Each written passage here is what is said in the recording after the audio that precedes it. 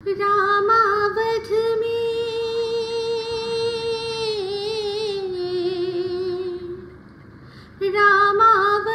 में काशी में शिव कान्हा वृंदावन में दया करो प्रभु देखो इनको दया करो प्रभु देखो इनको हर घर के आंगन में राधा मोहन शरणम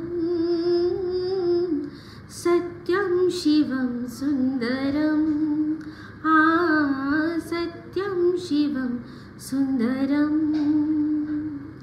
ईश्वर सत्य है सत्य ही शिव है शिव ही सुंदर है सत्यम शिवम सुंदरम। वेलकम टू टॉक छाल मिष्टी विद इप्सिता। আমি ইপসিতা এখানে নো গালাগালি নো কিস্তি ওনলি মস্তি। তো আজকের ভিডিওর শুরুতে ইন্ট্রোডাকশনে যে গানটা আমি গাইলাম এটা মনে হয় প্রায় 1 বছর আগে আমি গিয়েছিলাম। কার জন্য? সোমনাথ, যার নামের মধ্যেই শিব রয়েছে, শিবেরই অপর নাম হচ্ছে সোমনাথ। তো সেই সোমনাথের জন্য গিয়েছিলাম। আপনারা বুঝতে পারছেন তখন ওর অবস্থাটা কী ছিল।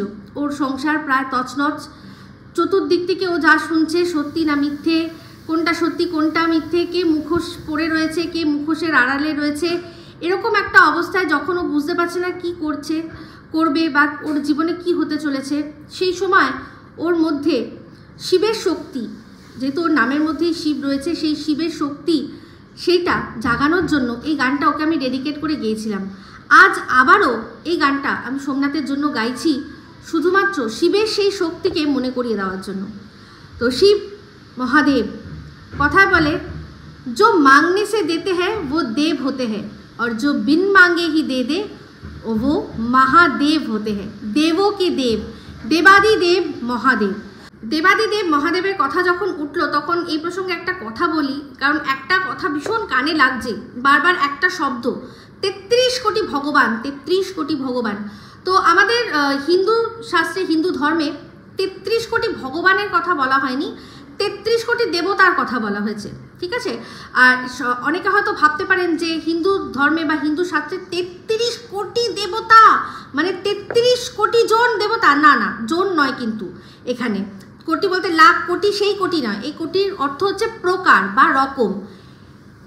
33 রকমের দেবতা রয়েছে, তার মধ্যে আছে দ্বাদশ আদিত্য, একাদশ রুদ্র, আর হচ্ছে গিয়ে অষ্টবসু, আর হচ্ছে 2 অশ্বিনী, এই মিলিয়ে 33 রকমের দেবতা আমাদের, ঠিক আছে। তো এই বারবার করে 33 কোটি ভগবান 33 কোটি ভগবান বললে কথাটা ভীষণ ভুল বলা হচ্ছে। আর তার উপর যিনি যে বলছে সে নিজেই একজন হিন্দু সনাতনী, তো তার মুখ থেকে এই কথাগুলো ভাল লাগছে না। তো তার মুখ থেকে কথা যা বলছে এক একটা অ্যাকশন যা দেখছি ভীষণ বাজে লাগছে। যেমন দেখলাম লোকনাথ বাবার সে ভক্ত বলে, লোকনাথ বাবাকে ছুঁয়ে কথা বলবে বলে তাকে রীতিমতো তার কোলের মধ্যে বসালো। লোকনাথ বাবার কথা মানে লোকনাথ বাবার সাথেই কিন্তু একটা ওয়ার্ড রয়েছে, সেটা হচ্ছে উনি লোকনাথ ব্রহ্মচারী। যিনি ব্রহ্মচারী তিনি কেন কারুর কোলে গিয়ে বসবেন? তাকে যদি নিয়ে বলতে হয় হাতের তালুতে রেখে বলে তাকে তার স্থানে ফিরিয়ে দেওয়া, বা যদি পুরো ভিডিওর মধ্যেই তাকে ব্যবহার করতে হয়, তাকে কন্টেন্ট হিসেবে ব্যবহার করতে হয়, তাহলে তার জন্য দরকার পড়লে তার সেটআপটা ঠাকুরের সিংহাসনের কাছে, বা ঠাকুর যখন আমরা অনেক সময় পুজো করি জল চৌকি আলাদা থাকে, সেখানে নিয়ে এসে সেই জল চৌকির ওপরে তাকে বসিয়ে তারপর সারাক্ষণ তার মাথায় হাত দিয়ে, পায়ে হাত দিয়ে, গায়ে হাত দিয়ে যা খুশি করা হোক। আপনারা কতজন জানেন আমি জানি না, কিন্তু বজরংবলী উনিও তো ব্রহ্মচারী, ওনাকেও কিন্তু ছোঁয়ার কোনো অধিকার নেই, ছোঁয়ার কিন্তু তাকে আমরা মানে মেয়েরা বিশেষ করে তাদের ছোঁয়া উচিত নয়। হ্যাঁ, তাকে তুমি পুত্র হিসাবে মানো, বা তাকেও কিন্তু যখন তিলকের ফোঁটাটা পরাতে হয় তখন হাতে আগে তেল আর সিঁদুর একসাথে মিশাতে নেই, আগে তেলটা নিয়ে তার ওপর সিঁদুরটা নিয়ে এরকমভাবে ছোঁয়া দিতে হয় যাতে তার শরীরে ছোঁয়া না পড়ে। আমি এটা শুনেছি, আমি এটা করি, যখন পরিষ্কারও করি ডাইরেক্ট হাত দিয়ে না, মানে মোটা করে কাপড় নিয়ে সেই কাপড় দিয়ে যাতে কাপড়ের ছোঁয়া দিয়ে পরিষ্কার করি, এটা শুনেছি। কারণ ওনার নামের সাথেই রয়েছে উনি একজন ব্রহ্মচারী। তো ব্রহ্মচারী যারা ব্রহ্মচর্য একদম পালন করে এসছে তারা নারীর ছোঁয়া নেবে কেন? একমাত্র তার মা ছুতে পারে, তার মা ছুতে পারে তাকে। তো তার কন্যার তো প্রশ্নই নেই, যেহেতু সে ব্রহ্মচারী, তাই না? তো তবে মানসপুত্র মানসকন্যা যেরকম থাকে সেরকম কিন্তু রয়েছে। কিন্তু এখানে দেখলাম একজন, সে রীতিমতো এটা ব্যভিচার করলেন। প্রথমত খাটের ওপর বসে, বিছানার ওপরে আমি বলে যে ঠাকুরের সামগ্রী যেটা ঠাকুরকে অর্পণ করা হবে সেটা পর্যন্ত বিছানার ওপর রাখতে নেই। এখানে নিজে বিছানার ওপর বসে তার ওপর ঠাকুরকে কোলের ওপর বসিয়ে কন্টেন্ট তৈরি করা হচ্ছে, এটা রীতিমতো ব্যভিচার। তো যাই হোক, এবার হচ্ছে গিয়ে এখন মানে সম্মুখে সমরে কারা কারা রয়েছেন, মানে আমাদের দেবাদিদেব মহাদেবের সাথে লোকনাথ বাবা। তো সবার আগে জানাই যে লোকনাথ বাবা কিন্তু দেবাদিদেবেরই অংশ। উনি এই যুগে এই সময়কার উনি দেবাদিদেবেরই একটা রূপ, যেটা আমরা সবাই জানি, সেরকমই বলা হয়। এই দুজনের কখনো কম্প্যারিজন হতে পারে? লোকনাথ বাবা নিজেই লজ্জায় লাল হয়ে গেছেন নিশ্চয়ই, যে তার সাথে যখন মানে বাবা মহাদেবের সাথে তাকে একেবারে সামনাসামনি ভিড়িয়ে দেওয়া হচ্ছে, উনি নিজেই লজ্জায় পড়ে গেছেন। তো যাই হোক, এবার বিষয়টা হচ্ছে কি নিয়ে, সোমনাথ মন্দিরা দেখছেন দিনের পর দিন যে জিনিসগুলো হচ্ছে। তো সোমনাথকে দেখলাম ও ভীষণ বিমর্ষ হয়ে গেছে। ওর যাই হোক কিছু ভিডিও করেছে, সেই ভিডিওর কারণে আর এই তার যে ফল, সেই ফলগুলো দেখে ও ভেতরে ভেতরে আবার যেটা আর কি ও মনে মনে জোর নিয়ে নিজেকে তৈরি করেছিল যে না আমায় লড়তে হবে, আমার সংসারের জন্য আমায় লড়তে হবে, আমার বাচ্চার জন্য আমায় লড়তে হবে, সেইটা ও আস্তে আস্তে একেবারে মূর্ছা পড়েছে। তো যাই হোক, সোমনাথকে একটাই কথা বলবো, যে সোমনাথ দেখলাম একটা কথা বলেছে ওই স্পাম ফার্ম নিয়ে, কিছু কথা ও বলেছে। আমি বলছি না যে সেটা বলা উচিত, আমি একেবারেই বলছি না বলা উচিত, কিন্তু যার সম্পর্কে বলা হয়েছে সেও একটা ছোট বাচ্চার বাবার, মানে বাচ্চাটা জন্মগ্রহণ করেছে, স্পাম কার সেটা লজিক্যালি জিজ্ঞাসা করেছে। বলছে যে আমি যে জিজ্ঞাসা করেছি তার পেছনে লজিক আছে। তো সেখানে আরেকজন যদি অন্য লজিক বার করে এই কথাটা ব্যবহার করেছে, আমি সেটাতে এটা বলবো না যে উচিত করেছে, তবে অনুচিত কিছু নয়। এখানে স্পাম কথাটা আসবেই না। একজন বাবা সে বলে দিয়েছে যে এটা আমার মেয়ে, ব্যাস দ্যাটস ইট। সেখানে এবার আমি কিভাবে জন্ম দিলাম না জন্ম দিলাম সেটা পরের কথা, সেখানে স্পাম কথাটা আসতেই পারে না, একেবারে আসতে পারে না। সেখানে ও বলছে যে আমি লজিক দিয়ে জিজ্ঞাসা করেছি। তাহলে তাকেও যদি কেউ লজিক দিয়ে জিজ্ঞাসা করে, কারণ তাহলে তো অসুবিধা নেই, কারণ যার সম্পর্কে ও জিজ্ঞাসা করেছিল যে স্পাম কার, তার ভিডিওর মধ্যে সেও বলেছিল সে একটা ফার্টিলিটি ট্রিটমেন্ট করেছে। তো সেক্ষেত্রে যদি স্পাম কার আসতে পারে যে তুমি ফার্টিলিটি একটা ট্রিটমেন্ট করেছো, তাহলে বলো স্পামটা কার, কারণ তোমার হাজব্যান্ডের তো সেরকম দেখতে পাচ্ছি না কোনো বিষয়। তাহলে সেম ও একটা ফার্টিলিটি আমাদেরকে তাই বলেছে। এটা বলে প্রেগনেন্ট হতে যাচ্ছি বলার দরকার নেই, ফার্টিলিটি চিকিৎসা করতে যাচ্ছি সেটার জন্যই তো যথেষ্ট, সেখানেই তো যথেষ্ট। এবার যাচ্ছি সেখানে হাজব্যান্ড ওয়াইফ দুজনের থাকার কথা, সেখানে হাজব্যান্ড নেই, তাহলে শিক্ষকতা যদি কেউ বলে থাকে তাহলে তুমি ফার্টাইল হবে কি করে, তাই না? তো সেখানে অযৌক্তিক বলছি না, তবে এই প্রশ্নগুলো করাটা অনৈতিক, এটুকু বলছি। ও করেছে, ও প্রচণ্ড অনৈতিক করেছে, আর সোমনাথ তুমিও করেছো, অনৈতিক করেছো। বাট ব্যাপারটা দেখো, তোমাদের দুজনের মধ্যে ডিফারেন্স। তুমি অনৈতিক প্রশ্ন করে কিন্তু তুমি নিজের মধ্যে গিলটি ফিল করছো, তোমার মধ্যে অনুশোচনা কাজ করছে, সেই অনুশোচনার বশবর্তী হয়ে তুমি ভিডিও প্রাইভেট করেছো বা কিছু, কিন্তু সে এখনও কিন্তু বসে বলে চলেছে যে বেশ করেছি, জিজ্ঞাসা করেছি, আমার কাছে লজিক আছে। এইখানেই তোমার সাথে ওর ডিফারেন্স, এখানেই তুমি আলাদা, ও আলাদা, ও একেবারে আলাদা, তুমি আলাদা। তো যাই হোক, এবার হচ্ছে বক্তব্য, যে কথাটা অ্যাকচুয়ালি মন্দিরা জিজ্ঞাসা করলো যে বাবার মাথায় হাত দিয়ে বা তোর স্বামীর মাথায় হাত দিয়ে, তুই যাকে মনে করিস ইষ্ট তার মাথায় হাত দিয়ে তুই এই কথাটা বলতে পারবি যে যখন তুই ফ্ল্যাটে এসছিলিস, আমারও ফ্ল্যাট বেরিয়ে যাচ্ছে, যে ফ্ল্যাটে এসছিলিস মানে রানাঘাটের আসার আগের থেকে তুই জানতিস না যে এটা আমার ভাই নয়, এর সাথে আমার প্রেমের সম্পর্ক, তাই না? তো সেটাও কিছুতেই বলতে পারলো না, এদিক ওদিক ইনিয়ে বিনিয়ে ঘুরিয়ে দিল কথাটা। একবারও কিন্তু বললো না যে হ্যাঁ আমি জানতাম, এই কথাটা ও কখনো বললো না। কিন্তু আমরা যা বোঝা হয়ে গেছে, যেখানে ও নিজেই নিজের কথাতে জালে জড়িয়ে পড়েছে। ও বলেছে যে আমি যখন লাস্ট তোর সাথে কথা হচ্ছিল, একটা ট্রেন চেঞ্জ করে যখন ট্রেনে উঠেছি, সেখানেও তোর সাথে আমার কথা হয়েছে, তখনও তোর ফোনটা অন ছিল, তুই জানিস আমি আসছি, তোর সাথে দেখা করতে আসছি, কিন্তু তুই তারপর ফোনটা অফ করে দিলি। আমি যখন ওই স্টেশনে নামলাম তখন আমি দেখলাম তোর ফোন অফ। এবার তুই আছিস রানাঘাট, অত বড় একটা জাংশন, কোথায় আছিস, কি করছিস সেটা জানার জন্য আমায় তখন তো ফোন করতেই হয়েছিল। তো আমরা এর আগেও শুনেছি, এটা মনে হয় গীতাদি বলেছিল, কারণ গীতাদি রানাঘাট জংশনে রোজকার যাতায়াত। উনি বলেছিলেন যে রানাঘাটের 6 নম্বর প্ল্যাটফর্ম যেখানে, আর এই যে বনগা থেকে আসা, যে বনগাটা কি কোন জায়গা থেকে আসা, যেই ট্রেনে ও আসছিল আর কি, শিয়ালদা থেকে মনে হয় আসা যে ট্রেনটা, সেটা সম্পূর্ণ দুটো অনেক দূরে। যারা রোজকার না যাতায়াত করে তারা জানতেই পারবে না যে 6 নম্বর প্ল্যাটফর্ম কোথায় আর এই যেখানটা আমার নামানো হয়েছে সেটা কোথায়। সেই জন্য কী করতে হবে, এক হয় প্রত্যেকটা স্টেশন আমরা জানি একটা প্ল্যাটফর্ম সব আমরা ইন্টারকানেক্টেড। প্রথমত একটা ওভারব্রিজ থাকে, দ্বিতীয়ত যারা আর কি ওভারব্রিজ মানে না তারা লাইনের ওপর দিয়েই যাতায়াত করে, ঠিক আছে। তো সেক্ষেত্রে বলেছিল, যেহেতু ও বুঝতে পারছিল না এত বড় একটা জংশন এসেছে, নিজেদের তো বাড়ির ওইটুকু জংশন মানে স্টেশন, অত বড় একটা জংশনে এসে পড়েছে, তো ভেবা চাকা খাওয়ারই কথা। এত কষ্ট করে এসেছে, 2 পয়সা খরচা হয়েছে, তারপর এত আশা নিয়ে এসছে, আজকে এত বড় একটা ব্লগারের সাথে মুখ দেখাবো, আমার ব্লগ কোথায় চলে যাবে, আমার কন্ট্রোভার্সি কোথায় চলে যাবে, সেই আশা নিয়ে মনে মনে আজ উনসে মিলনা হে হামে বলে মনের মনে লাড্ডু বাড্ডু লেতে চলে বলে নিয়ে আসছিল, মন মে লাড্ডু ফুটতে ফুটতে নিয়ে আসছিল।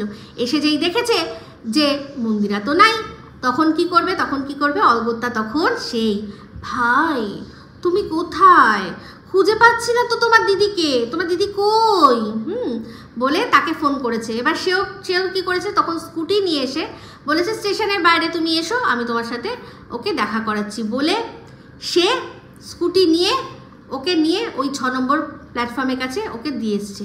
তাহলে চিন্তা করে দেখুন, এখানেই তো বোঝা যাচ্ছে মন্দিরের যদি ফোন অফ থাকে তাহলে ওর সাথে যোগাযোগ করলো কি করে, যদি আগের থেকেই ফোন নাম্বার দেওয়া নেওয়া না থাকে। তো ফোন নাম্বার যখন দেওয়া নেওয়া হয়েছে, ওদের মধ্যে কনফারেন্সে ঘন্টার পর ঘন্টা কথা হয়েছে, বলা যায় না এই ভাইয়ের সাথেই বা আগে ওর কথা হয়ে গেছে কিনা, কারণ ভাইও বা কী করে জানলো যে ও 6 নম্বর প্ল্যাটফর্মে বসে রয়েছে, তাই না। তো এটা তো বুঝতে হবে যে এগুলো পুরোপুরি প্রি প্ল্যান ছিল, ওর সাথে আগে ওর সাথে যোগাযোগ হয়েছে। ও হয়তো যখন লাস্ট দিদির সাথে কথা বলেছে, মানে ওর ওই মন্দিরের সাথে যখন কথা বলেছে, তখন হয়তো সে বলেছে যে আমার কিছু ভাল লাগছে না, আমি চলে যাচ্ছি, আমি শেষ হয়ে যাব, যেটা কিনা ও এই ঘোড়াকেও বলেছে যে আমার ভাল লাগছে না, আমি শেষ হয়ে যাব, তুই আমার মেয়েটাকে রাত দেখিস, আমি চললাম। সেই জন্যই তো চিন্তা করে দেখুন, এত এই যে ও বলে যে আমাকে যে ও কীভাবে ডেকেছিল সেটার জন্যই আমি গেছিলাম, যেভাবেই ডাকুক, ও যখন আগের থেকেই জানতো যে পরকীয়ারত, তাহলে ও প্রথমে আমাদের কি বলেছিল যে আমি কেন গেছি, কোন গিল্টিতে গেছি, যে আমার জন্য ওদের সংসার ভেঙে যাচ্ছে, আমি এই ভিডিওগুলো করলাম বলে ওদের কি সংসার ভেঙে যাচ্ছে। আমার প্রচণ্ড অনুতাপ হয়েছিল, আমি ভেবেছিলাম যে নাটক, সেই জন্য খিল্লি করেছিলাম ওদের এই ডিভোর্সটাকে নিয়ে। পরে যখন দেখলাম যে না, এটা নাটক নয়, এটা সত্যি, তখন আমি অনুশোচনায় ফেটে পড়েছিলাম। আর তারপর ও আমাকে ডেকেছিল, তখন আমি গেছিলাম। হাতে পায়ে ধরে ডেকেছে, হতেই পারে হাতে পায়ে ধরে ডাকতেই পারে, কিন্তু যে জানবে ও এত বড় একটা মানে এত লজিক্যালি এত কিছু বোঝে লজিক্যালি, এটা বুঝতে পারলো না যে একটা মানুষ যখন পরকীয়া থাকে তখন সে নিজেকে ঠিক প্রমাণ করার জন্য যা খুশি তাই করতে পারে। ওর তো তখনই বোঝা উচিত ছিল, তখনই বলা উচিত ছিল আমাকে কেন ডাকছিস, তোর তো মনের মানুষ আছে, তুই কি আমার জন্য ঘর ছেড়েছিস, তুই তো ওর জন্য ঘর ছেড়েছিস, এবার যা দায় তুই ওকে দিয়ে কর। হ্যাঁ আমি তোদের পাশে আছি, ভিডিও আমি যা দেখবো তোদের ভিডিওর মধ্যে থেকে ভিডিও করব, তুই বিশ্বাস করে আমায় বলেছিস এই কথাটা, চল আমি 5 কান করবো না, এটা তো হয়। ও নিজে বললো, মন্দিরা ওকে জিজ্ঞাসা করেছিল যে আচ্ছা যে ভুলটা আমি করেছি সেই ভুলটা যদি তোমার ছোট বোন করতো তাহলে তুমি কি করতে, তাকেও কি তুমি এরকমভাবেই তার সাথে এরকম করতে। তখন ও বললো আমার বোন যদি এই জিনিসটা করতো তার সাথে সম্পর্ক রাখতাম না। তাহলে ও যখন বাড়িতেই বসে জেনে গেছিল ভাইটা ভাই নয়, তাহলে কেন ওর সাথে সম্পর্ক রাখলো, কারণ ওটা ওর বোন নয়, ওটা ওর কন্টেন্ট, ওটা ওর রুটি রোজগারের জায়গা, সেখান থেকে ওকে রুটি রোজগার করতে হবে, কারণ চিকিৎসার জন্য ভালো দামি চাল খেতে হবে, কোনোদিনও ফ্লাইটে ওঠেনি ফ্লাইটে উঠতে হবে, আরও যা দামি দামি ফোন কিনতে হবে, যেগুলো কোনোদিনও হাতে নিয়ে দেখার মতো ওর অকাত ছিল না, সেইগুলো করতে হবে। ও আবার বড় এইখানে এখানে ক্লিপ দিয়ে দিয়ে টপার দিয়ে টাক ঢাকতে হবে, ফেক আইব্রো করতে হবে, আইব্রোটাকে আঁকতে হবে। এই জন্য বলেনি, নিজেই নিজের প্রশ্নের উত্তর দিয়ে দিল যে আমার যদি বোন হতো তাহলে জীবনেও তার সাথে সম্পর্ক রাখতাম না।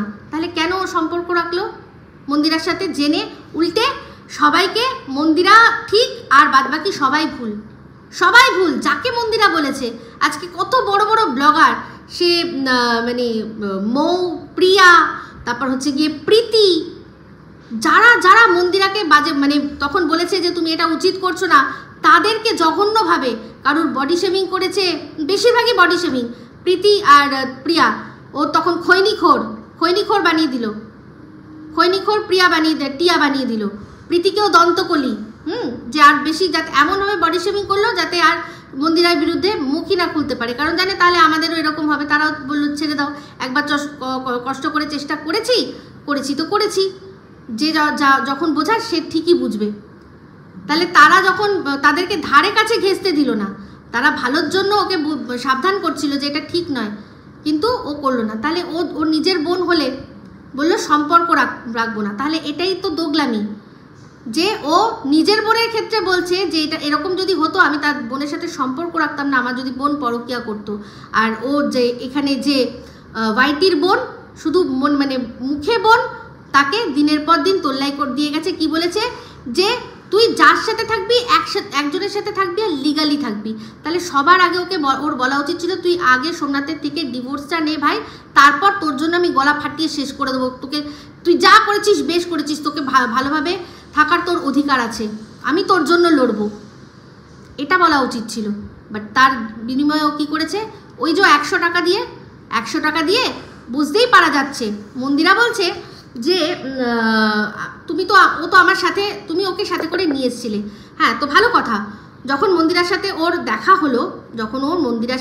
হলো, তখন ওই ছেলেটি ওদের সাথেই ছিল, আর সে স্কুটি নিয়েছিল। স্কুটিতে করে ওকে প্ল্যাটফর্মের এক প্রান্ত থেকে আরেক প্রান্ত ঘুরে, যেরকম আমরা প্ল্যাটফর্ম জানি রাস্তাও থাকে, পরে সেই রাস্তা রেলগেট পেরিয়ে মনে হয় ওকে এই পাশে নিয়ে এসছে। ঠিক আছে, ওটা মনে হয় 1 নম্বর ছিল, এটা 6 নম্বর, মাঝখানে 5টা লাইন পেরিয়ে। তো সেটা রাস্তা দিয়ে গেলে অনেকটাই রাস্তা ঘুরে তারপর আসতে হবে। আমরা সবাই বুঝি, যারা ট্রেন লাইন বুঝি, তো সেখান থেকে আসতে হবে। তো সেখানে যখন মন্দিরার সাথে ওর দেখা হলো, তখন এই যে কথাটা বলছে যে আমি কি স্কুটি করে ওর সাথে গেছি, কেন মিথ্যা কথা বলছিস, তুই আর আমি টোটোতে গেছি। অবশ্যই মন্দিরার মন এতটাও বড় নয় যে ছেলেটাকেও তখন মানে ওরকম পাগলের মতো যাকে পাওয়ার জন্য করছে তাকে মানে তোকে বলবে যে আমি টোটো করে যাচ্ছি, তুমি না আমার ভাইয়ের সাথে ঘষতে যাও, তুমি ফ্ল্যাটে আমার ভাইয়ের সাথে ঘষতে যাও, আমি টোটো করে যাচ্ছি, তোমাদেরটা শ্যুট করে দেবো, মানে মামদোবাজি নাকি? তো পরিষ্কার, এটা তো মানে পরিষ্কার বাংলা ভাষায় বোঝা কথা। যখন ওর সাথে মন্দিরার দেখা হয়ে গেছে, মন্দিরা আর ও গেছে টোটো করে, আর ও পিছে এসছে স্কুটি করে। তো ওকে যদি দিতে না হতো, ওকে যদি ওর সাথে মিট আপ করাতে না হতো, যদি মিট আপ করাতে ওকে না হতো, তাহলে তো এই ছেলেটার কোনো প্রশ্নই আসতো না। তাহলে ওর সাথে ওর দেখা হতো, হয়ে ও দেখা করে সোজা ফ্ল্যাটে চলে যেত। তো শুধুমাত্র এই বিষয়টা পরিষ্কার হয়েছে যে এ ফোন করেছিল বলেই ও এসছে, আর ও যখন বলে দিয়েছে যে আমি রানাঘাট স্টেশনে চলে আসছি, তোর দরকার কি আছে? রানাঘাট স্টেশন লাইন পেরিয়ে কতটা আর হবে? পুরো স্টেশনে যে যতগুলো লাইন পাতা আছে 1 কিলোমিটারও তো হবে না, নিশ্চয়ই 1/2 কিলোমিটারও হবে না। 5টা পরপর যদি প্ল্যাটফর্ম তৈরি করা হয়, ভাই আমরা তো হাওড়া স্টেশন দেখেছি, 1 থেকে 22 অব্দি প্রায় মনে হয় রয়েছে, 21 না 22 অব্দি প্ল্যাটফর্ম রয়েছে, তাও তো এপাশ থেকে এপান্ত হেঁটে আমরা চলে যেতে পারি। তাহলে তুমি হেঁটে চলে যেতে পারছিলে না, যে দেখতে পাচ্ছিলে না যে দেখি কোথায় রয়েছে? খাকা করছে দুপুরবেলা, ঠাটা করছে মানুষ, এরকমও নয় যে নৈহাটির বড়মা দেখার সময় যেরকম প্ল্যাটফর্মে লোককে দেখতে পাচ্ছিল না, সেরকমও নয়। একটা সাধারণ দিনে দুপুরবেলা ফাঁকা একটা পুরো প্ল্যাটফর্ম, পুরো ফাঁকা, সেখানটাতে খুঁজে নিতে কি অসুবিধা হচ্ছিল যে হ্যালো একটু দেখো না, তোমার দিদিকে খুঁজে পাচ্ছি না, করার দরকার ছিল। কারণ এইটাই হচ্ছে আসল কারণ, যে ওর সাথে ওর মানে মন্দিরা যবে থেকে নাম্বার শেয়ার করে দিয়েছে তবে থেকে ওর সাথে খুব ভালো সম্পর্ক হয়ে গেছে। যেই একটু দেখেছে যে খাটতে হবে, সঙ্গে ওকে ফোন করি, আমি কেন খাটুম, আমার তো সময় নষ্ট হবে, আমার তো সময়টা নষ্ট হবে, আমার চটজলদি চাই ম্যাগি, ইনস্ট্যান্ট ম্যাগি, সেই জন্য সঙ্গে সঙ্গে ফোন করা তাকে। তো ঠিকই কথা, ঠিকই বলেছে, যদি ওকে ও ফোন না করতো তাহলে তো মন্দিরার বাড়িতে ও ঢুকতো না। মন্দিরা নিজের দায়িত্বে যখন ঢোকাতো। আর ফ্ল্যাট খুঁজে দেওয়ার কথা বলছে, ফ্ল্যাট ও তুই ভুলে যাচ্ছিস, ও ফ্ল্যাট খুঁজে দেয়, তো দিয়েছে, দিতেই পারে, সে তো দালালরাও ফ্ল্যাট খুঁজে দেয়, তা বলে কি দালালকে আমি ঘরে ঢোকাবো নাকি? ঘরে ঢোকাবো? তো মন্দিরার দায়িত্বে যখন ঢোকাতো, তোকে দায়িত্ব নেওয়ার কি দরকার ছিল ওকে ফোন করার? একটুখানি খুঁজে নেওয়ার জন্য ভয়ে সঙ্গে সঙ্গে, অ্যাকচুয়ালি তোর তো ওকেও সঙ্গে দেখার দরকার ছিল। গেছিস একবার খরচা করে রানাঘাট, তুই কি ওকে না দেখে আসবি? তুই দেখবি না যে দেখি যে সোমনাথকে আমার দেখি, উফ তেরি ডোলে শোলে, উফ মেরা মন মেরা ডোলে, যার ডোলে শোলে দেখে আমার একবার করে হরহরিয়া হয়ে যাই আমি, সেই হরহরকে ছেড়ে দেখি তো তুই তো হচ্ছিস কন্ট্রোভার্সি সচিন তেন্ডুলকার, তাই না? তুই তো ওপেনিং করবি, একদম ওপেন করবি ব্যাট, ফার্স্টে নামবি, তো তোকে তো লাগবেই ঘষাঘষি করতে আগে, ওই যেরকম ঠুকাঠুকি করে আর কি, মাঠে গিয়ে এরকম করে ঠুকে তারপর তো খেলা শুরু করে।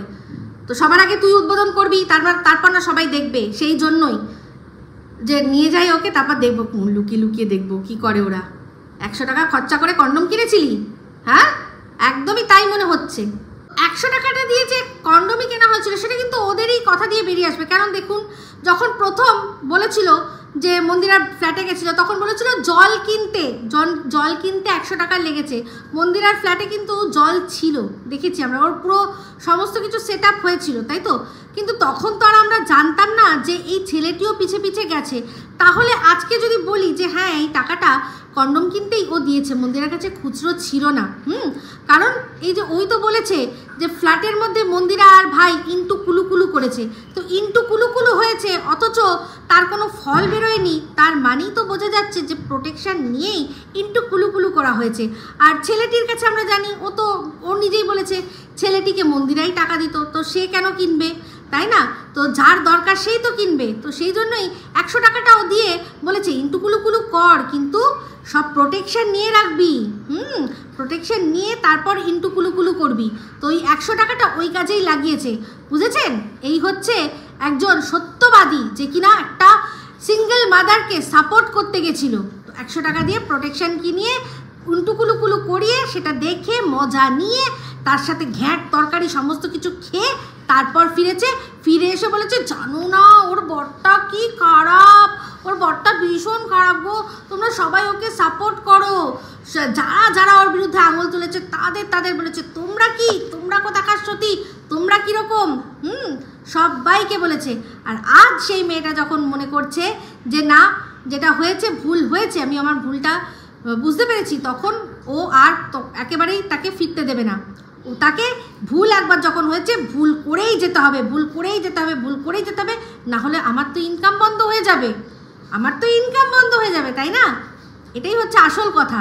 তো যাই হোক, যেটা বলছিলাম, তো এখানে পরিষ্কার এটা হয়ে গেল যে ও আগের থেকে জানতো যে মন্দিরার সাথে ওর কী সম্পর্ক, তার সত্ত্বেও গেছে।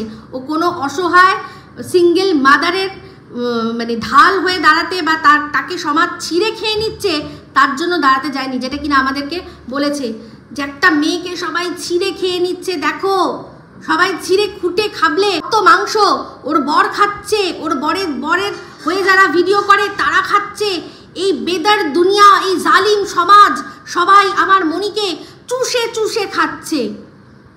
বাট ছিবড়াটা তুই বানালি, ছিবড়া তুই বানালি ওই মেয়েটিকে।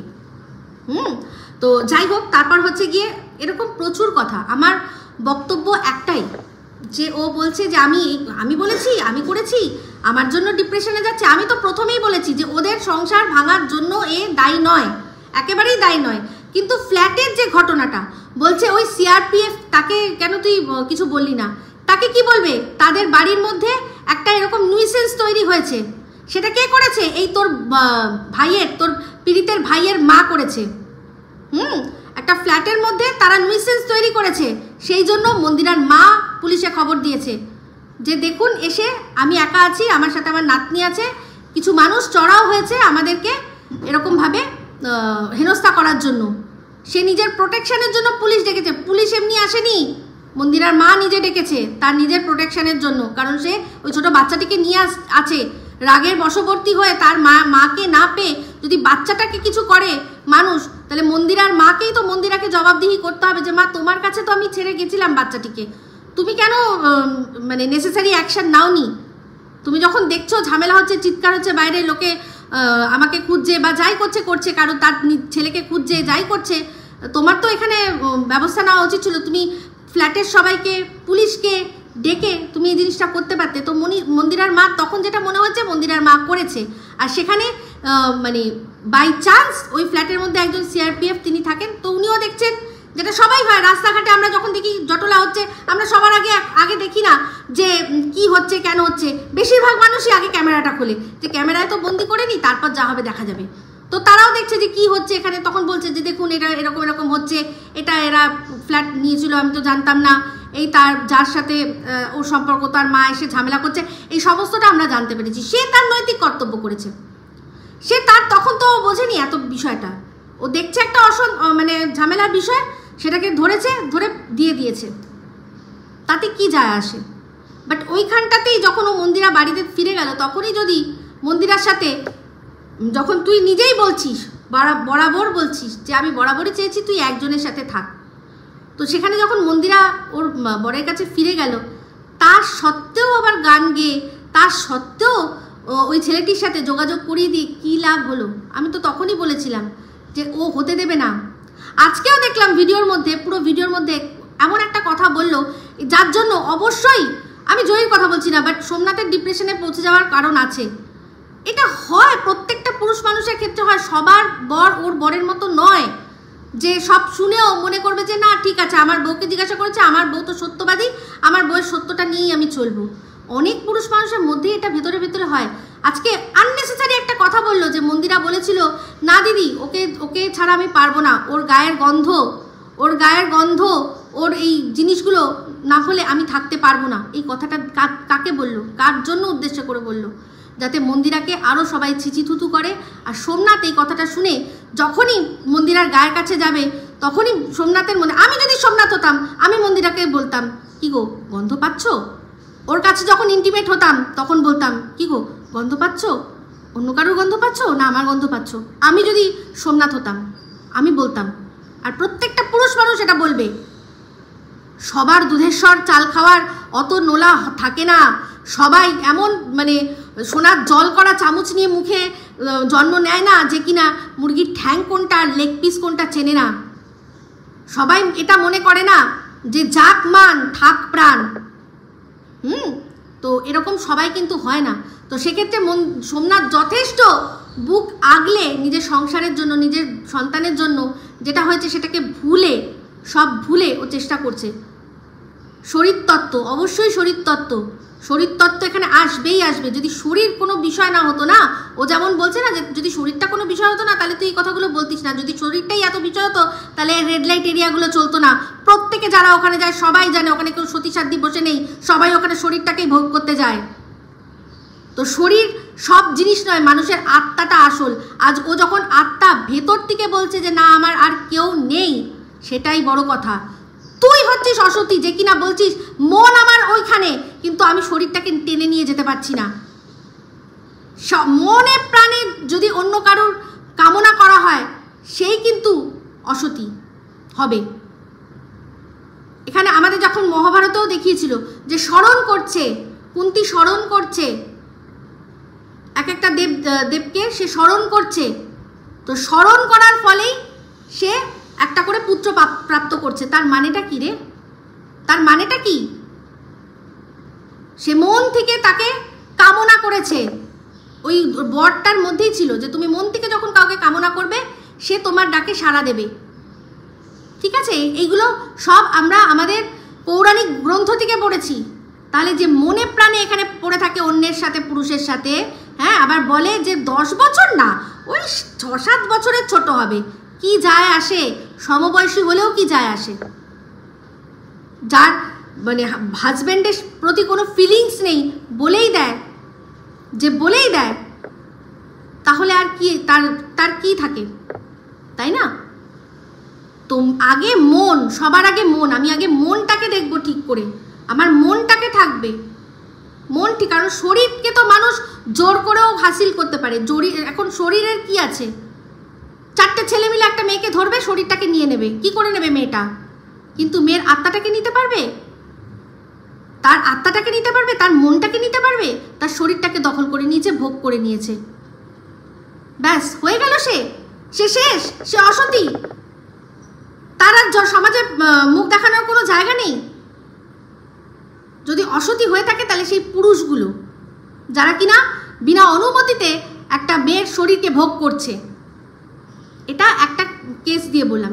আর সেখানে যখন একটা মেয়ে সে মনে প্রাণে চাইছে যে হ্যাঁ যা হয়েছে হয়েছে, তুই তো নিজেই বলেছিলি, তুই তো নিজেই এই কথাটা বলেছিলি যে আমি বরাবর চেয়েছি যে তুই একজনের সাথে থাক, ও বলেছিল না এটা হবে না, এটা অসম্ভব, অসাধ্য সাধন বলে একটা কথা আছে। তো আজ যদি মন্দিরা অসাধ্য সাধনে বেরিয়ে থাকে তাহলে সবচেয়ে বেশি সাপোর্ট তো তুই করা উচিত, যে কিনা ওর নোংরামিতে সাপোর্ট করেছিলি, সে যখন এখন ভালো হচ্ছে তখনও তোরই সাপোর্ট করা উচিত ছিল। যদি বলি আমরা বলবো যে তুমি তো তখন অসতী ছিলে, এখন সতী আমরা বলবো, বাট অবস্থা দেখুন, আয়রনি দেখুন, যে কিনা ওর এই অসভ্যতামিতে সাথ দিল, সে আজকেও যখন ভালো হতে চাইছে সে বলছে যে ও তুই এখন সতী হয়ে যাচ্ছিস, তাহলে ও এখন যখন অসাধ্য সাধন সাধছে, মানুষ তো করে অনেক অসাধ্য সাধন করে, ও যখন বলছে যে না পারবো না, তো একবারও যেহেতু বলে দিয়েছে পারবো না, ব্যাস ওকে ওইটাতেই থাকতে হবে, এটাই ওর জীবনের স্ট্যান্ড পয়েন্ট হয়ে যাবে যে না আমি বলেছিলাম পারবো না তো পারবো না, আর আমি করতে পারবো না। ও তো কতবার ও নিজে বলে যে আমি কতবার করে বুঝিয়েছি যে কর না, দেখ না, একটা চেষ্টা কর না, তো ও যখন একটা চেষ্টা করছে তাহলে কেন মানে দিচ্ছে না সুযোগ। এবার যদি বলে যে আমাকে খুঁচিয়েছে, না খোঁচায়নি, ওরা খোঁচায়নি, ওরা যথাযোগ্য যা যা করার করেছে, কিন্তু তার সত্ত্বেও ও খুঁচিয়ে গেছে, ওই 2 মাস ধরে একটা ব্রহ্মাস্ত্র তৈরি করে রেখেছি, জাস্ট নিক্ষেপ করার বিষয় আছে, এরকম অনেকগুলো টাইটেল আমি দেখিয়ে দিয়েছিলাম, ম্যান্ডি স্যান্ডি লেখাও ওই 2 মাসের মধ্যে ওদের নিয়ে দিনের পর দিন করে গেছে, একটা ভিডিও ওদের নিয়ে, একটা না বেশ কয়েকটা, তার মধ্যে এই একটা আমার মনে পড়লো, ও বলেছিল না একটাও করিনি, তো একটা আমার মনে পড়লো যে ব্রহ্মাস্ত্র তৈরি আছে, জাস্ট উৎক্ষেপণের বাকি রয়েছে, মানে ওরা যখন চেষ্টা করছে ভালো থাকার তখন ও ব্রহ্মাস্ত্র তৈরি করে নিয়েছে। সেই ব্রহ্মাস্ত্র কি, সেগুলো হচ্ছে গিয়ে সব কল রেকর্ডিং, যেটা কিনা পরবর্তীকালে ও ফাঁস করলো, সব তৈরি করে রেখেছিল, যেই মানে এই কথাগুলো শুনে শুনে শুনে শুনে সোমনাথ যেদিন বাস্ট করলো সেই দিন ও তারপর সমস্ত ইচ্ছা করে ওদের পোক করছিল, তো ওরা তো চেষ্টা করছিল যাতে ঠিক থাকতে পারে, অসুবিধাটা কি আছে এত আমি বুঝতে পারি না, কিসের ইগো। তো যাই হোক, এই যে বরাবর সবসময় নিজের একটা অপূর্ণ তার জায়গা, সেই জায়গাটাকে নিয়ে প্রত্যেক সময় ট্রাম্প কার্ড খেলে। আজকেও পরপর 2 দিন দেখলাম যে শুধুমাত্র ওই জিনিসটাকে নিয়ে নাটক করে চোখের জল বার করছে। আমি বলছি তুই কোনোদিনও মা হতে পারবি না, কেন বলতো, জন্ম দিলেই মা হওয়া যায় না, জন্মর জন্য বলছি না, জন্ম অনেকে দেয়নি কিন্তু তারা মা হয়েছে। উপমা আমার দেওয়ার আর দরকার নেই, এরকম প্রচুর মেয়েরা আছে যারা দেয়নি, প্রসব করেনি, কিন্তু তুই যে বললি না আজকে, জানিস আমার শ্বশুর শাশুড়ির কাছে কি শুনতে হয়, তাদেরও শ্বশুর শাশুড়ি আছে, তাদের এরকম শুনতে হয় না। আমাদের ওয়াইটিতেই দেখ না, মৌকে দেখ না, মৌয়ের শাশুড়ির এক বউ যার কিনা সন্তান আছে, মৌয়ের শাশুড়ি তার কাছে থাকে না, কিন্তু মৌয়ের কাছে থাকে, মৌ কিন্তু এখনো নিঃসন্তান, ঠিক আছে। এদিকে সাধন সাথীর শাশুড়ি সাথীকে মাথায় তুলে নিয়ে নাচে সারাক্ষণ, গরিগাদি কথা তো ছেড়েই দিলাম, এরকম আরো অনেকে আছে, তাদের কেউ একদিনও খোটা দেয় না, উল্টে কেউ যদি বলে না লোকে ছিঁড়ে খেয়ে নেয়, তারা ছিঁড়ে খেয়ে নেয়। তাই জন্য বলছি যে মা প্রসব দিয়ে বলছি না, তুই এমনিতেই হতে পারবি না। কি শিক্ষা দিতে পেরেছিস বাচ্চাদের, আমাদের বাচ্চাদের যে শিক্ষা নিয়ে কথা বলিস, আমার বাচ্চার শিক্ষা নিয়ে তুই কথা বলেছিস, তোর ওই 4 পেটা ওটা তো তোর সন্তান, কি শিক্ষা দিতে পেরেছিস? আমরা যদি হাতে মোবাইল ধরে দিই, তুই গলায় চেন পরিয়ে দিস, তোর যদি ওটা মানে 2 হাত 2 পাওয়ালা বাচ্চা হতো, তাহলে তুই হাতে মোবাইল ধরিয়ে দিয়ে তুইও বসে ভিডিও করতিস, দেখ দিনের পর দিন ভিডিও করতে পারি না, কারণ বাচ্চাকে সময় দিতে হয়। যদি তোরও থাকতো তুইও তাহলে এরকম বসে বসে 4টে করে ভিডিও করতে পারতিস না, আজকে নেই বলে বড় বড় কথা। আজকে সন্দীপকে বলে কি এমন কাজ করো যে 4টে বেজে যায় খেতে, সেখানে ওদের এতগুলো মানুষ বাড়িতে কাজ হচ্ছে, আর যেখানে ও একা একটা মানুষ ভোরবেলা বরকে বার করে দেয় বাড়ির থেকে, কাজ করতে যায় সে, তো সেখানে ও তারও 2:30, 3টে, 4টে বেজে যাচ্ছে খেতে। কেন, কি করে ও, কি ছেড়ে? তো যাই হোক, এখানে বলছে বাচ্চাদের নিয়ে বলছে ওর ওই 4 পেয়ে বাচ্চাটা হিংস্র একটা, হিংস্র, এত বয়স হয়ে গেল, 2 বছর বয়স হয়ে গেছে, এখনো কামড়ায় ওদেরকে। আমি জানি যে এইসব বাচ্চারা যাদের প্রথম দাঁত যখন থাকে, দাঁত শুশুর করে, তখন কামড়ে একটুখানি শুক করে, তারপর যখন দাঁত পড়ে যায় আস্তে আস্তে বড় হয়ে যায়। হ্যাঁ, ওই 2 বছর মানে ও একদম অ্যাডাল্ট, মানে 1 বছরেই অ্যাডাল্ট হয়ে যায়। ডগদের যা লাইফ স্প্যান তাতে 1 বছরেই অ্যাডাল্ট হয়ে যায়। তার সত্ত্বেও একটা কথা শোনে না, অবাধ্য, একটা কথা শুনবে না। ওরকম হাজার জনের বাড়িতে রয়েছে, মোয়ের বাড়িতে রয়েছে, মন্দিরের বাড়িতে রয়েছে, একবার চোখ দেখালেই তারা চুপ। আর এও হয়েছে ওরকম হিংস্র তৈরি করেছে। আমি তো বাচ্চাদের দোষ দেবো না, বাচ্চাকে যারা তৈরি করে তাদের দোষ দিই। নিজে বাচ্চাকে ঠিকমতো শিক্ষা দিতে পারেনি, আবার বড় বড় কথা। আরেকজন যে গপু নিয়ে এত কথা বলছে, গপু আমার কোলে কিভাবে এসছে তোমরা তো সবাই জানো। হ্যাঁ, আমরা জানি। তারপর তার হাল কি হচ্ছে সেটাও দেখেছি। গপুটা তোর কোলে তুলে দিয়েছিল, তোর বরের কোলে নয়, যে বরকে দিয়ে সারাক্ষণ ঘন্টা টানা করে নাড়াস। দিয়ে কোন দায়িত্বটা নিয়েছে? তখনই বলতে পারতিস না আমি নেব না। তখন কন্টেন্ট, সবার সামনে কন্টেন্ট, গপুকে হাতে নিয়ে ডিমলা কেক খেয়ে কন্টেন্ট। আর এখন সেবা দেয়। তো যাই হোক বন্ধুরা, এই যদি বলতে বসি না একটা পয়েন্ট ধরে, আমি বলছি ও 1 ঘন্টার ভিডিও বানিয়েছে না, মন্দিরা 2 ঘন্টা না, আমি ঘন্টার পর ঘন্টা ভিডিও বানাতে পারবো যদি পয়েন্ট বাই পয়েন্ট তুলে ধরি। বাট পয়েন্ট বাই পয়েন্ট তুলে ধরতে চাই না। আমি শুধু একটাই কথা বলছি যে ও যখন নিজেই বলেছিল যে দেখ না, চেষ্টা কর না, আরেকবার চেষ্টা কর, তোর বাচ্চার জন্য, তোর সংসারের জন্য একবার চেষ্টা কর, পারবি। তো যখন আজকে মন্দিরা সেই চেষ্টাটাই করছে, তাহলে দিনের পর দিন ওকে প্ররোচনা দিচ্ছে কেন? ও মন্দিরা আর সোমনাথ দুজনকে প্ররোচনা দিচ্ছে, ওদেরকে এমনভাবে হীনমন্যতায় ভোগাচ্ছে যে ওদের যদি একটা ভালো মন্দ কিছু হয়ে যায় তাহলে আর তখন কিছু বলার থাকবে না। সত্যি কথা বলছি, আমি বলছি যে আমি সোমনাথের মনের অবস্থাটা বুঝতে পারছি। ও প্রথমত ও যে নোংরামিগুলো করেছে সেইগুলোকে সহ্য করেছে, এবার সেটার যখন ও উত্তর দিতে গেছে তার মধ্যে ও একটা দুমদাম এমন কথা বলেছে যেটা ওর স্বভাব বিরুদ্ধ। আমি বলছি না ভুল, ওর স্বভাব বিরুদ্ধ। ও সাধারণত মানুষের সাথে এভাবে কথা বলে না। সেখানে ও নিজের গিল্টের মধ্যে রয়েছে, পাস, দ্বিতীয়ত নিজের গিল্ট, এই সমস্ত মিলিয়ে আবার সারাক্ষণ যেভাবে ওদেরকে মানে অ্যাটাক করা হচ্ছে। সত্যি কথা বলছি, ওরা শুধুমাত্র বাচ্চাটা আছে বলে মনে হয় সেই জন্য ওরা এই সমস্ত কিছু মেনে নিচ্ছে। কি অপরাধ? আমি তো এটাই আপনাদের জিজ্ঞাসা করছি, কি অপরাধ? আপনারা কি চান? মন্দিরা তো বলছে আমি খারাপ, হ্যাঁ আমি খারাপ, ও যা করেছে খারাপ করেছে, কিন্তু এ কি, যারা ওকে সাপোর্ট করছেন, এ নিজে কি এত বড় মিথ্যেবাদী, এত বড় অসভ্য, সব জেনে শুনে ওকে সাপোর্ট করেছে। আবার বলছে আমার বোন এরকম করলে আমি তার সাথে সম্পর্ক রাখতাম না, কিন্তু এর সাথে সম্পর্ক করে একে তোল্লাই দিয়ে, একে গান দিয়ে বলে ওর প্রতি ভালোবাসা সারা জিয়ে রেখেছে। আমার তো খুব মনে হচ্ছে যে এই তৃতীয় ব্যক্তি যে আছে, সেই তৃতীয় ব্যক্তি তার মা জড়িত আছে মন্দিরা সোমনাথের ওপর এরকম মানসিক টর্চার করানোর জন্য। হয়তো তারা এবার ওকে ব্যাকিং দিচ্ছে, টাকা দিচ্ছে, সমস্ত দিচ্ছে, যা দিচ্ছে, অনুমান করে বলছি। না হলে তারাই বা চুপ করে আছে কেন? কারণ মন্দিরার ওপর নোংরা, মানে মন্দিরাকে নোংরা বলা মানে কিন্তু ওকেও টানা, মন্দিরাকে নোংরা বলা মানেও কিন্তু ওর ওই বিষয়টাকে, এই একই কথা।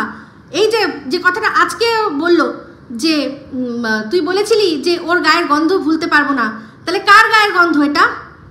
কার গায়ের গন্ধ? আর যেদিন ওর বউ আসবে, ওর বউ এই ভিডিওটা শুনে বলবে না কি গো, কি মেখেছিলে গো, কোন গন্ধ মেখেছিলে? কই আমি তো সেই গন্ধ পাই না। আগুনে পুড়বে ওই ছেলেটার সংসার, আমি লিখে দিয়ে গেলাম, শান্তি পাবে না। আজ মন্দিরা সোমনাথের ওপর যেটা হচ্ছে, ও যখন চুপচাপ মুখ বুজে মজা নিচ্ছে, ও আর ওর মা, সংসার কিরকম জলে বুঝবে।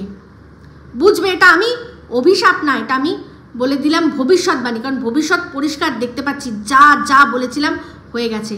আর একটাই কথা সোমনাথকে বলছি, সোমনাথ একদম ভুলে যেও না, মহাদেব মহাকাল जो मांगने से देते हैं वो देव होते हैं, जो बिन मांगे ही दे दे वो महादेव होते हैं। তুমি চেয়েছিলে মহাদেবের কাছে বিচার, মহাদেবের আজকে ছোট্ট একটা অংশ আপনাদের শোনাচ্ছি, সবচেয়ে কিউটেস্ট ওম নমঃ শিবায় আমার কাছে, শুনুন, এটা দিয়েই ভিডিওটা এন্ড করছি।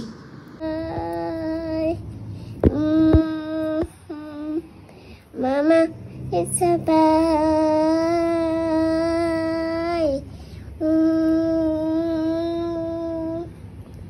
Mama, it's a bye.